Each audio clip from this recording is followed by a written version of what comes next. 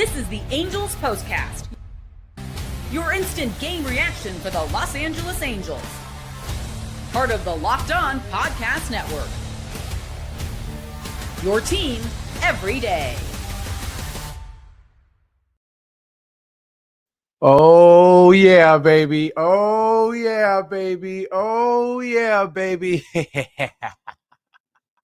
Hello, Halo Nation. Hello, Halo hopefuls, and welcome back to the latest edition of the Locked On Angels Postcast, coming at you live, as always, after every single Angels game right here on the Locked On Angels YouTube channel, and after the fact, both on the channel and wherever the heck you get the Locked On Angels audio podcast feed.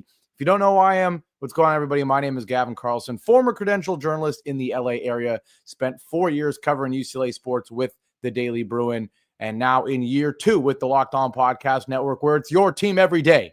And our team is the best baseball team in Southern California, folks. No, okay, let's calm down. But our team is the Angels, and how sweet was tonight? The Angels pick up a 6-2 win in the series opener of the Freeway Series against those gosh darn disgusting Dodgers. Oh, you can't. I used to dream of times like this. I used to pray for times like this. It just feels so good. It feels so good. The Angels get ahead early. They're able to do enough multiple times. The guys you want to see coming through came through for our Angels. And man, I'll be honest, I was watching the Dodgers TV broadcast and just listening to them all high and mighty after yesterday. You score 19 runs. Shohei hits 2 home runs on his bobblehead night, yada, yada, yada. Well, how about that? How about that? I don't care what a record is. I don't care nothing. It's a rivalry. It's the whole point of this weekend in the majors. How about that? Oh, it feels so good. Before we jump into this one, shout out to everybody in here. Unsurprisingly, the vibes are great. Everyone fired up, as you should be. If you're an Angels fan and a true Angels fan that has sat through this year and last year and all the years and has put up with everything, you're allowed to victory lap a night like tonight, okay? You're allowed to do it because we deserve it.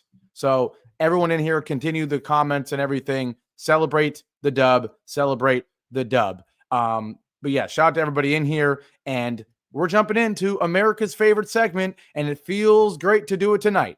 Time to reveal where the game was won or lost. It's the turning point. We're starting with the turning point, and it's easily the first inning. Easily the first inning where the Angels go up 2-0, right? Obviously, right? Right? No, wrong. I'm saying it's the fourth, and I'll tell you why. Obviously, the Angels go up 2-0. They get a lead. How nice. Yoan Moncada, if you didn't watch the ball game, he hits a 2-run shot on the first pitch of the at-bat. He gets a sinker right down the middle against Dustin May, who wasn't throwing many pitches down the middle tonight, was instead throwing pitches all over the place. Oh, and then by the way, the umpire was all over the place tonight.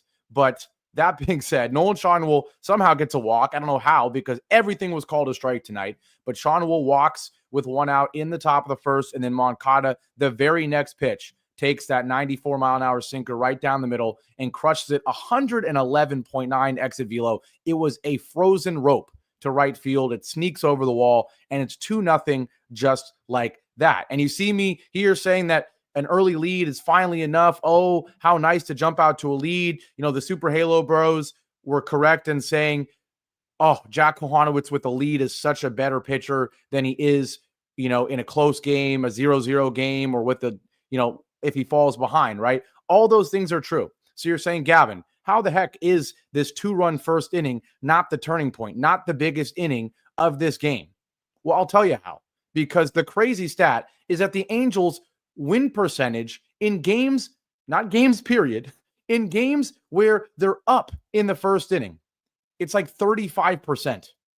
It's sub 40% in games, not games period, not games where it's tied after the first inning. Games where the Angels are leading after the first inning. Their record is still not only sub 500, but sub 40% in terms of the amount of games they win, which is insane. Insane. How is that the case? Well, this team is not consistent in the way they hit. They usually just hit via home runs like we saw tonight, right? So there's been a few times where the Angels can have a first inning lead because of a first inning home run, just like tonight, but then still strike out 80 times and still not score any runs and then have their bullpen blow the lead in the end of the game, right? How many times have we seen that? Plenty. And so that is why when that happens, of course you're feeling great or, good. Of course you're feeling way better than if you didn't go up 2-0 after the first inning, right? Of course. No one's going to try to reinvent the wheel and say you'd rather be losing, especially with everything that this rivalry means and being at that stadium and knowing that Shohei is going to come up in the bottom of the first and knowing that MLB is ready to tweet every time Shohei does anything against the Angels, right? That's all coming. And so all of that makes it that much greater to go up 2-0, right? And to quiet down this, David versus Goliath narrative and say these are two baseball teams in the same darn league. They're two professional teams. This is a ball game. It should be a coin flip every night. That's how a baseball game should work. I don't care if they're the Dodgers and we're the Angels, right? So, yes, the 2-0 was great. It was phenomenal. But I just told you, they win 30-something% of their games when they're up at the end of the first inning, right? So that's why the fourth inning, and sure, Kochanowicz gets so much credit for not giving up a run until the fourth, but the top of the fourth, how huge is that? And we got an assist, right, with Dustin May. After Rengifo singles, he hits Lugo and he hits Tim Anderson. So he's all over the place. It was a brutal night for the ump, like I said, calling everything a strike, but Dustin May all over the place as well. Nowhere near the zone. Nowhere even close to, nicking the elbow, right? Way out into the batter's box, both on Lugo and Anderson. And then, with the bases juiced and 1 out, 1-2 pitch, Zach Neto, what an at-bat, by the way, 2 pitches, and I wish I could show you. It's on my Twitter. Go look at it. If you weren't there, a sinker below the knees and outside, called a strike, and then a sweeper so outside the zone that it is perfectly directly above the batter's box line on MLB.com strike zone. Absolutely insane. But despite all that, despite how rightfully pissed off Neto was, you poked the wrong bear, gosh darn it. And Zach Neto gets a 1-2 sinker at the knees, a little bit inside, and he rips it down the left field line, falls in front of Conforto. Luis Rengifo scores. Lugo scores. It's second and third with 1 out. But more importantly, that 2-0 lead is doubled, right? It's doubled. And so let's not act like this wasn't a game where the Angels didn't do plenty of Angel things, because they did. They still struck out 15 freaking times, right? They still struck out 15 freaking times to just 3 walks. They did get hit twice as well, but still insane.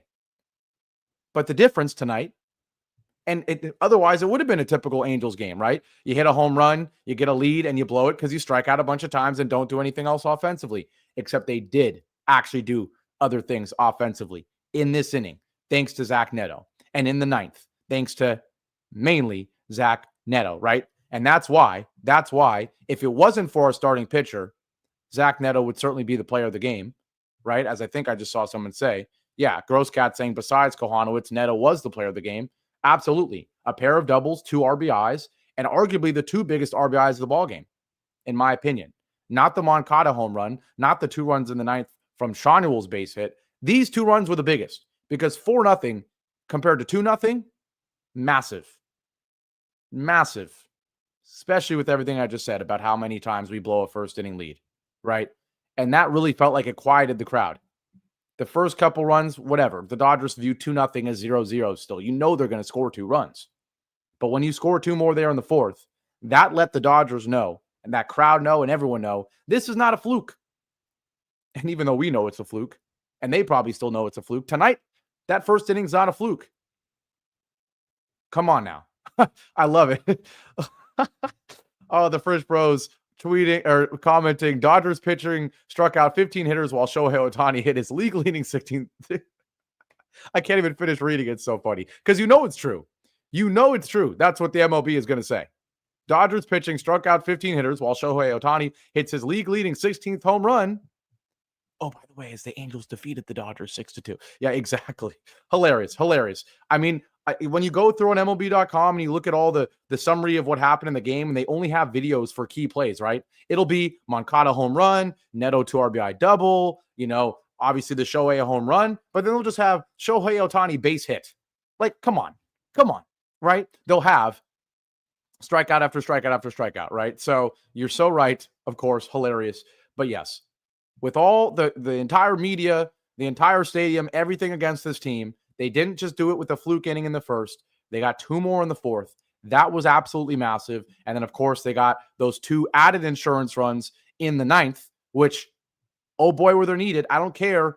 If you're up 4-2 going into the ninth inning. This is the Dodgers we're talking about, and this is the Angels bullpen we're talking about. So thank goodness Lugo came through, Neto came through, and then Nolan Schanuel gets a huge 2 RBI liner up the middle. That really shut down the Dodgers crowd and really made us all take a deep breath, sigh of relief. We're up 4 runs. We can bring in Kenley Jansen. I couldn't believe that Ron Washington was warming up Reed Detmers. I'm like, come on, Ron. Don't get greedy. This team never wins, let alone against the Dodgers. Bring in Kenley. You got a 4-run lead. You're going to need all 4 runs of it. Will Smith immediately gets a leadoff single, but you win the darn ball game. So I know you guys love the turning point. I had to start with it, and I had to give you something different. It wasn't the first inning. It was the fourth, in my opinion, because that really made it feel like this Angels lineup was going to show up throughout the game, right? And so despite the 15 strikeouts, you have 10 hits, and it takes a lot. Even for the Angels, it takes a lot to have 10 hits, to score 6 runs, and lose the ball game. Shout out to the lineup for getting it done for once, even with the strikeouts, and helping us pick up this huge freaking win. Now, I'm going to take my break, and when I come back, you know what I'm going to do. I have to talk about the player of the game. You know who it is. And we'll look to the rest of the series. Can the Angels win this series now against the Dodgers? We certainly hope so. We'll talk about all that after our break here on the Locked On Angels Postcast.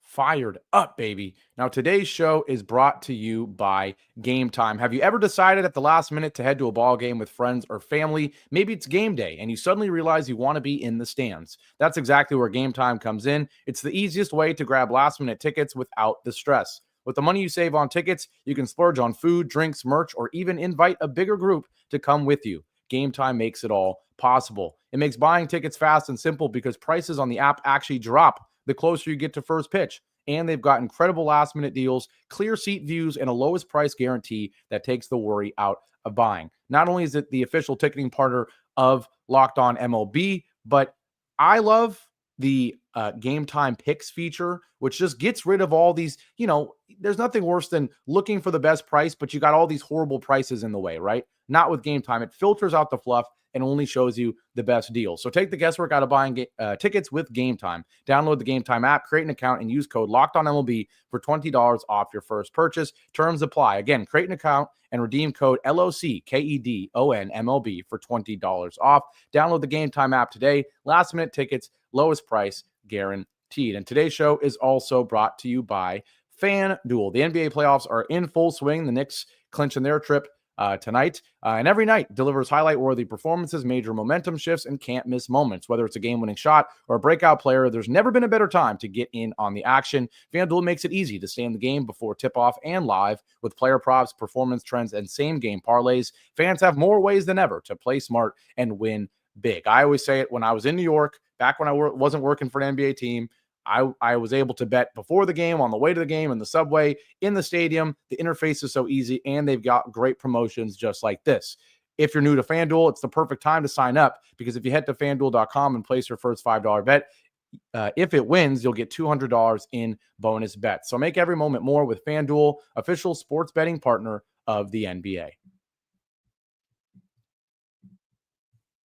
I just want to dance, man. I just want to dance. Back here live on an absolutely feel-good edition of the Locked On Angels Postcast. The Angels pick up a 6-2 win because they got 2 runs in the first on a Moncada bomb, because they got 2 runs in the fourth on a Zach Neto 2 RBI double with the bases juiced. They actually left some meat on the bone there in that inning. If it wasn't for Schanuel swinging at ball 4, and if it wasn't for, the Angels still doing what they do, which is not being able to get a productive out with 2 on and 1 out. But it's okay. It's okay because then they picked up 2 more in the ninth thanks to Lugo, Schanuel, and Neto and Schanuel, but it was all the better, made all the better. And even with all the runs I just said, we probably do not win this game, knowing how bad our bullpen is, if it wasn't for one man. This is the Locked On Player of the Game. And that one man is the Locked On Player of the Game. It's Jack Kochanowicz. Oh, man, was he fantastic tonight in every way.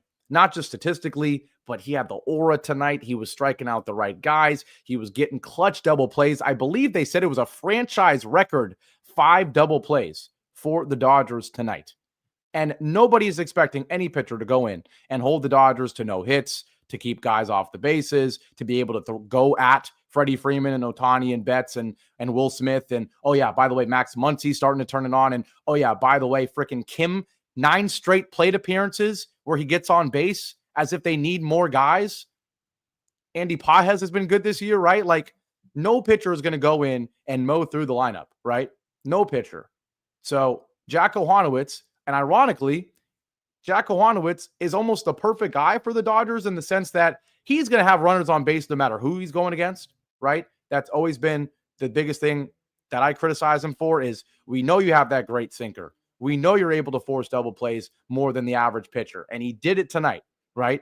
But you let guys on base a little bit too easily, right? Well, tonight, not only did he not really do that, right? Only 5 hits. He did have 4 walks, but only 5 hits. But against this lineup, you know the hits are going to come. The fact that he kept the ball in the ballpark, didn't let anybody go deep, didn't even really give up extra base hits. And then, yes, every time there was a gosh darn guy on base, he got a double play. I mean, first inning, Ohtani leadoff single, guess what? Double play. First, a ground ball by Betts.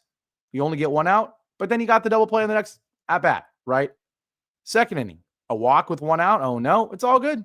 Double play, Andy Pages, right? The third inning, a little bit of chaos as always. 2-out single from Kim, who's unbelievable. Of course, you're going to walk Ohtani. That's fine. But guess what he does? He gets a ground out. Would have been a double play if you needed it. You didn't even need it. Fifth inning, or bottom of the fourth, is where the Dodgers do get their 1 run off Kochanowicz. And it's a 1-out single from Will Smith. And then a double on a play that, I wish it's tough because Matthew Lugo's been fantastic, right? He's been fantastic. But I really wish he didn't dive, right? You got to know the situation. You're up 4-0. Just keep the ball in front of you. If you're able to just take an angle where you're going back, right, and you cut the ball off, and it's, even if it's a double, right, a second and third, though, versus diving, missing, and getting all the way to the wall, and it's second with the runner scoring, right? Not good. Not good. But it's okay, because even then, guess what Kochanowicz does? He gets a ground out, and he strikes out Conforto. Bottom of the 5th, a 1-out single from Kim. Guess what? Ground out to a double play. Bottom of the 6th, strikeout, ground out. He was phenomenal, right? He was great. And so there's no better team to do this against to prove to everyone what we all believe, that there is upside for Kochanowicz. There is certainly a scenario where Kochanowicz becomes a dominant ace just because of his ability to get out of traffic. If he can add a couple more strikeout pitches and get that control a little bit better, there's no reason why he can't be great, because we know he can do the most important thing right now in modern day baseball, and that's keep the ball out of the air, keep the ball in the park, and keep the ball on the ground, right? So great job by him. I think Ron Washington actually did the right thing in terms of when he took him out. Bottom of the 7th, leadoff walk. I think Ron in the past takes him out right there. No, I think he does, right? But he gives him the chance. He's able to get that double play on Andy Pages. Then he does another walk, and then I think that's the right time, right? It's the second walk of the inning. He's got a bunch of pitches at this point, takes him out. Hector Neris gives you the Hector Neris experience where he throws a wild pitch, lets Conforto advance to second, but then he strikes out James Outman, and that's basically all she wrote. Now, Ohtani did hit an absolute bomb against Ryan Zefferjon because it's the Angels bullpen. You know it's never going to be perfect, but again, that didn't matter because the Angels bounced back with 2 in the top of the 9th. And boy, oh boy, does this feel good. Boy, oh boy, does it feel good. Now, the Angels actually have an opportunity to win a freaking series against these Dodgers. How great would that feel? And tomorrow, I'm going to make the argument that tomorrow might be your best opportunity to do it because you're going against Kershaw making his first start. And you know there's going to be some nerves and some jitters and some rust, right? He's going to come in and he's going to be fired up. They were saying it on the Dodgers broadcast. he's going to probably, wake up and be fired up like he's a rookie, right? Because he hasn't pitched in so long, even with him being the veteran he is. And so, again, if the Angels are able to jump on him early, we could see Kershaw have a game where he just is rusty and never eases into things. But if you let Kershaw do to you what you let every other pitcher do to you, which is find their groove, come back from rust, strike out 2 of the first 3 guys, go through the first 3 innings before you even show up, never have an infield single, never have a sac bunt, never actually draw a walk, right? If you don't do those things, Kershaw will, shake off the rust early. So please chase him early, score a run in the first couple innings, or even just get on base a couple times and let him know you're there. Because I think Tyler Anderson, we know how much this start means for him with the connection to the Dodgers as well. I think this is our best chance. You win tomorrow, you win the series. I don't even know who's pitching Sunday, but I'm telling you right now, I'm liking our chances on tomorrow on Saturday better. Oh, Sunday's Kikuchi against Gonsolin. Okay. I mean, in terms of VRA and everything right now, obviously they've got the advantage there. How sweet would it be for Kikuchi to finally get his first win as an Angel against the team you want to win against the most? But let's win tomorrow. Okay, let's do it. Someone's telling me to guarantee the win. I'm not going to do that, but certainly I would love it. I would love it. Now we got people saying Angel sweep. We can't do that. We can't do that, guys. I know people talking about Trout. They're talking about it on the broadcast. You would like to see him play in this series. Again, I'm not even going to try to predict it. I'm just going to say whatever day you predict he's coming back, add another week to it.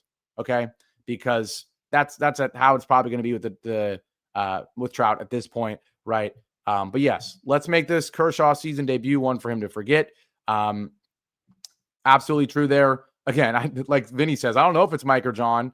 I assume it's John. I think it's John probably. And he's absolutely right. Early runs means pitchers don't have to be perfect. I say it all the time, how hard it must be to be a freaking starting pitcher for the Angels, because you know that most of the time you're going to be down in the game before you even settle into the game. If you give up 1 run, you're going to be losing, right? Not to mention, even if you have a great start, there's a great chance your bullpen blows it or your fielders blow it, right? So I totally agree. Steve says it's John. He's a Jose Suarez fan. Oh, you got me laughing in here. But the vibes are great. The Angels pick up a huge win, a statement win in the sense that all this talk about the rivalries this weekend, which I love, by the way. Love when Major League Baseball gets creative, does things like this, add some excitement. All the excitement about Yankees Mets today was great. Obviously, we've got, the Giants playing the A's and everything that means, especially right now with the stuff going on there. But how nice that on this rivalry weekend, when if the Angels lose, it's Ohtani does it to the Angels again. Dodgers run LA. How nice that we can get a statement win. Not in the second or third game. Not when we've already lost the first 2 and we steal one and nobody thinks about it. We won the first one. And now we're going to have a great chance at winning the series. And that would be impressive. And that would feel great. So with all that being said, we're going to wrap this one up. Very, very long show today, but absolutely valid, because we beat the freaking Dodgers. So go celebrate it. It's a Friday night. I know it's 10:30, but still go celebrate the win. We'll be back here tomorrow night, as always, right after the game. So leave a like if you hate the Dodgers. Leave a comment if you hate the Dodgers. Subscribe if you somehow aren't already and you hate the Dodgers. Angels win saying, what happened to the 18-minute show? Yeah, it hasn't been an 18-minute show once all season. But what a dub. Celebrate it. I'll see you back here tomorrow night. And as always, especially on a night like tonight, go Angels, baby. Take